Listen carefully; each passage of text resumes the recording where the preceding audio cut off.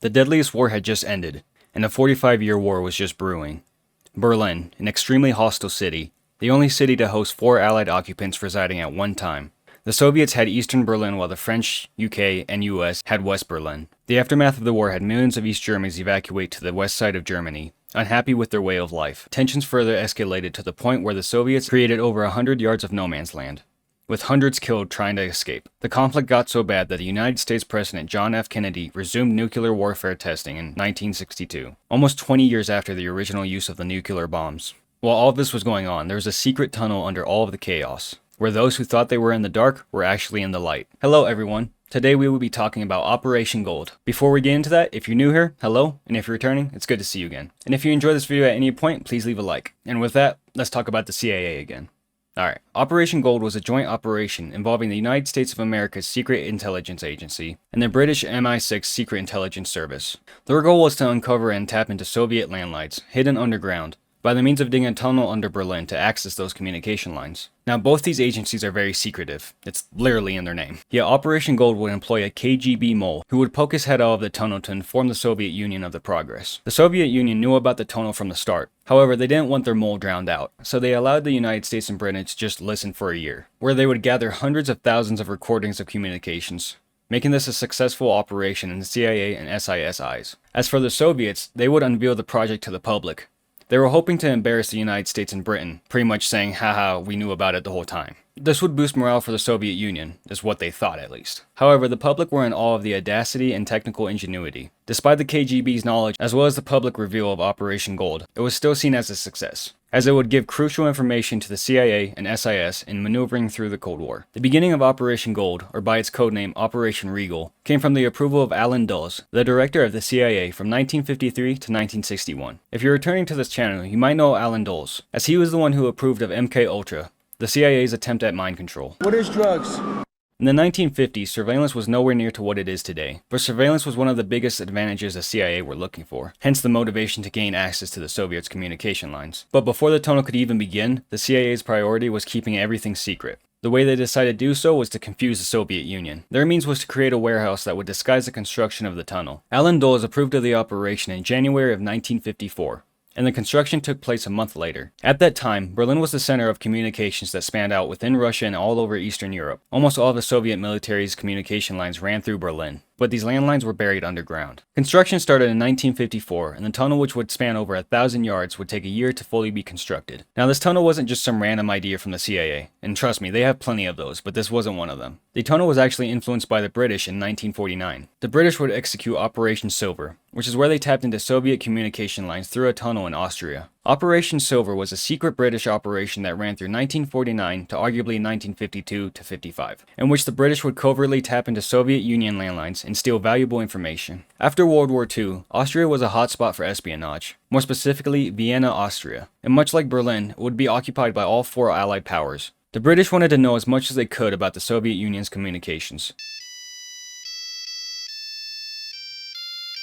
This is why they sent out Peter Lund, a British spy, and not only a British spy, but also an Olympic skier. This dude has dad lord for days. Anyway, Peter Lund would find out that the Soviet Union were using Austrian telephone lines, and on top of that, most if not all information that was coming out of Moscow was going to Vienna. The Soviets had owned Hotel Imperial, and this is where most of the communications came through. With the information that Peter Lund had gained, MI6 were ready to act, with Operation Silver. They started by buying a property nearby the hotel. Obviously they wanted this to be secret, so they reinforced the building with concrete and set up a cover business. This being a Harris Tweed import company, which in real life is a company that sells clothing and cloths. If you ever seen Breaking Bad, think of Walter's car wash company that he used to launder money. Only this was the 1940s and replaced money for information, and Walter's MI6, and the DEA is the Soviets. This is dumb, but anyway. I don't know what that means. After acquiring the business, it would actually gain a good customer base. But the MI6 don't care about sales. So they began to dig a 70-foot tunnel from the building's basement to the Soviet cables. Through this tunnel, they would gain crucial information, like how the Soviets would plan their battles, as well as tracking movement within Moscow. Eventually, MI6 would share this operation and some information with the CIA. Just like Operation Gold that would happen much later, there was a Soviet Union mole within Operation Silver. And it was the same man no less, George Blake, who was a spy under the Soviet Union who had worked for the British intelligence. We'll talk more about Blake later. And one more reflection between Operation Gold and Silver. The mole and the information given to the Soviet Union didn't deter the operation, and Operation Silver is still considered a success today. Influenced by the success of the British secret tunnel, and with the approval of Allen Dulles, the construction of the secret Berlin Tunnel commenced.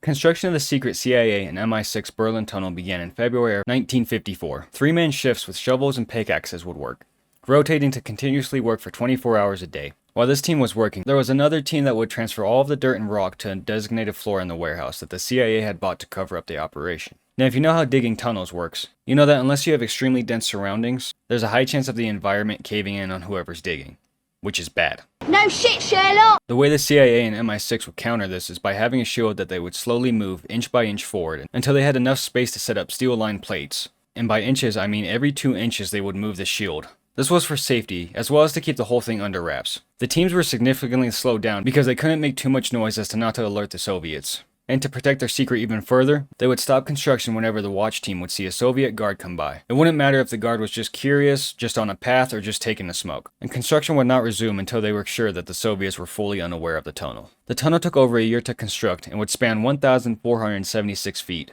Over 3,000 tons of soil was removed, with 125 tons of steel plate and 1,000 yards of grout being used. The tunnel also needed insulation to keep the taps dry. You don't want to do all this work just for water damage to ruin your day. And just as a precaution, they planted mines just in case anyone who discovered the tunnel would then need to be discovered themselves. It's like a Batman contingency plan. Finally, in May of 1955, British technicians would finalize the tunnel by installing taps, and thus secretly intercepting Soviet communications began. Now, I don't know about you, but I have a strong hunch that some of the Soviet Union members were aware of the construction. Maybe they were too drunk not to notice all the noise, but in reality, the Soviet Union did know about the tunnel from the beginning, because of a mole they had within the British Secret Service. The mole of the secret Berlin Tunnel was a man named George Blake, who had worked for the British Secret Service. George Blake was also a mole for Operation Silver, the identical operation the British had done a couple years prior. So how did George Blake get to the point of becoming a mole for the Soviet Union while in the British Secret Service? George Blake would join MI6 in 1944 and would slowly work up the ranks. He wouldn't have anything to do with Russia until 1947, when the Navy sent Blake to learn languages at Cambridge. It was here when George Blake would begin his interest in communism.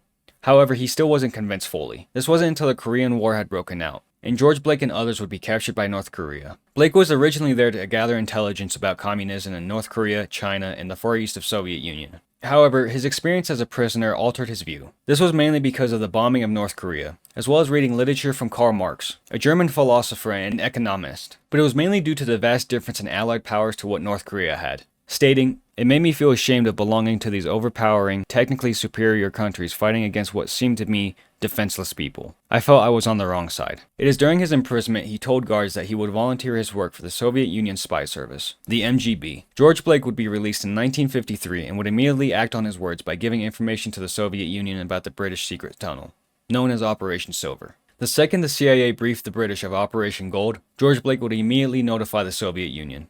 He would continue his spy work until he was caught in 1961, after confessing to MI6 after 3 days of interrogations. However, Blake's story wouldn't end up in prison. He did go to prison, but he would later escape with the help of 3 other men, where then he flew to Moscow, Russia.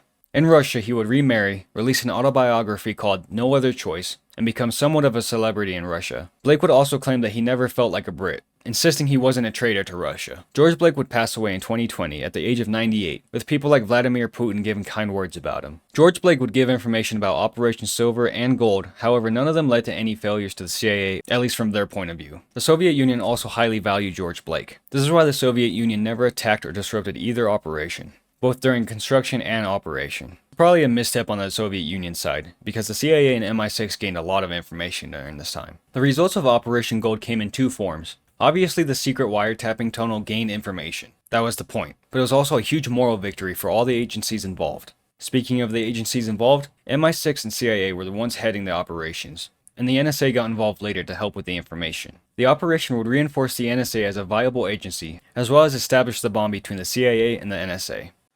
And when I say that, it's not just the CIA and NSA stroking themselves. The public was impressed, and they were stunned at the ingenuity, and frankly balls it took to pull off the tunnel. This would also be the first major covert operation of the Cold War. But seeing how well it did, it would spark many more secret projects. The information that was gained included 50,000 reels of tape, 443,000 fully transcribed conversations, 40,000 hours of telephone conversations, 6 million hours of teletype traffic, and 1,750 intelligence reports. Now I want to say again, the Soviet Union knew about the tunnel. So did they make faulty conversations or messages? Nope. 2 years after the operation ended, so 1963, all the information would be fully decoded and ready for use. And there was no sign of the information being misleading. The information led to undercover Soviet Union members no longer being undercover, gaining knowledge about the Soviet Union's relationships, like the tense relationship with Poland or East Germany, as well as also showing the United States and Britain the Soviets' ways of managing the battlefield, giving an obvious advantage going forward. In total, this victory would cost $6.7 million, which in today's money would be around $69 million. Nice. But yeah, that was Operation Gold. If you're still here, What are you doing here? most people have already left by now. Anyway, if you enjoyed the video or learned something today, please leave a like. And here's a picture of Gonzo looking spiffy. Alright, bye.